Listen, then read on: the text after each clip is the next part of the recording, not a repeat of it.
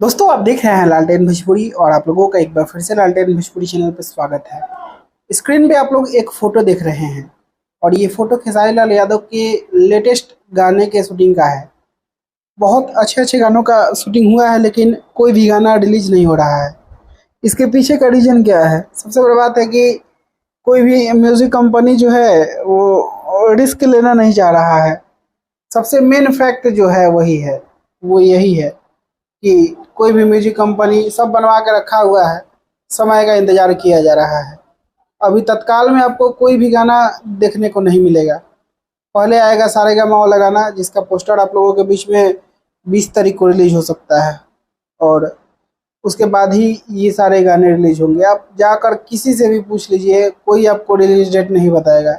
हाँ, अलंगिया पलंगिया के बारे में भी बहुत लोग पूछ रहे थे, वो भी अभी नहीं आने वाला है। सब हमको लगता है कि 22-23 के बाद ही आएगा गाना। 23-24 के बाद ही कोई भी गाना आप लोगों के बीच में रिलीज होएगा।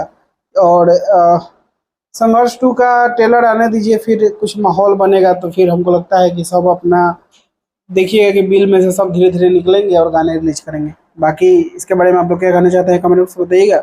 और इसी के साथ मैं इस वीडियो को यहीं पे खत्म करता हूँ। मैं मिलूंगा आप लोगों से अपने वीडियो में, तब तक के लिए जय हिंद, जय भोजपुरी।